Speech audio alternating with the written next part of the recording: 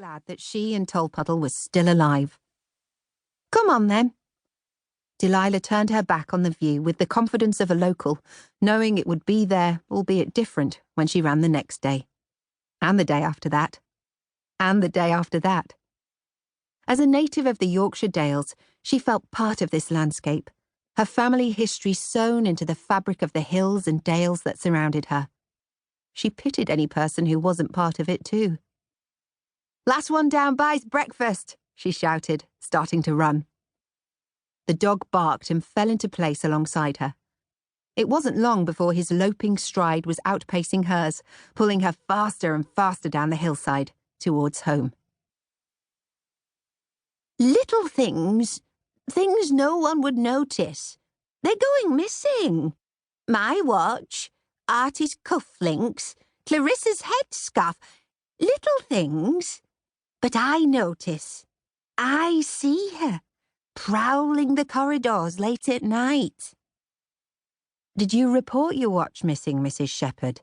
Samson asked, trying to rein in the woman's wandering flow of conversation. "Why, no." She gave him a fierce look. "Why would I report it? It wasn't my watch that went missing." She pulled back the sleeve of her coat to reveal a delicate gold timepiece on her frail wrist. "It was Edith's." "But you just said—" Samson felt his spirit draining from him. 30 minutes Mrs. Shepherd had been in the office. He'd popped out to get milk for his breakfast, and she'd been waiting on the doorstep when he returned at barely 8 o'clock. It had been half an hour of his life that had sapped him of years to come. Turning his focus to the window and the large initials DDA spanning the glass, he found himself praying that someone would barge in, asking him to fix their love life. It had happened a couple of times in the last few weeks, unsuspecting lonely hearts mistaking the newly formed Dales Detective Agency for the Dales Dating Agency. An easy misunderstanding when the two businesses were located in the same building and shared the same initials. But while it had irritated him before, right now it would be a welcome diversion from the befuddled waffling of the old lady opposite. "Mrs. Shepherd," he said, deciding it was time to get firm, "I'm confused as to why you were here." "Confused?" She laughed. A tinkle of sound, her eyes sparkling. "Oh, that's what they all tell me. I'm confused. But I'm not.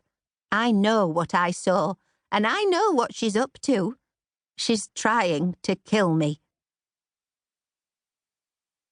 Bruncliffe. A huddle of houses down below. The town fitted perfectly into the curve of the landscape, a limestone crag towering over the back of it, fells rising on 3 sides. Standing guard to the north and the south were twin mill chimneys, both now defunct, and cutting through the middle with a direct line of the railway and the meandering path of the river. It was home. That collection of slate roofs and stone buildings, the only place Delilah Metcalfe had ever lived. On a day like today, when the sun was shining, that wasn't something she was in a hurry to change. Taking the steps 2 at a time, she jogged down from Bruncliffe Crag onto Crag Lane, high above the back of the town. Tolpuddle was already heading off to the right towards the small cottage where they lived, but Delilah was looking at her watch. It was gone 8:30. She might as well go straight to work and change there, especially now it was no longer a secret that she was running again. Since the events the month before, the whole place knew that Bruncliffe's former champion fell runner, the woman who'd turned her back on the sport years ago, was back in training. How could they not? She'd chased a killer across the hills. Something like that wasn't going to stay quiet for long. "This way," she called, beckoning the dog. "Come on." Tolpuddle's ears picked up at the change in direction. He tilted his head sideways and started trotting, making for the steps that would take them down to the town.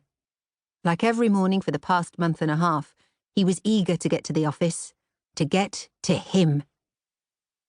She sighed. Was it worse to have an anxious dog, or one that was besotted with the local black sheep? A black sheep with a mane of dark hair and a wicked smile, and the ability to turn an entire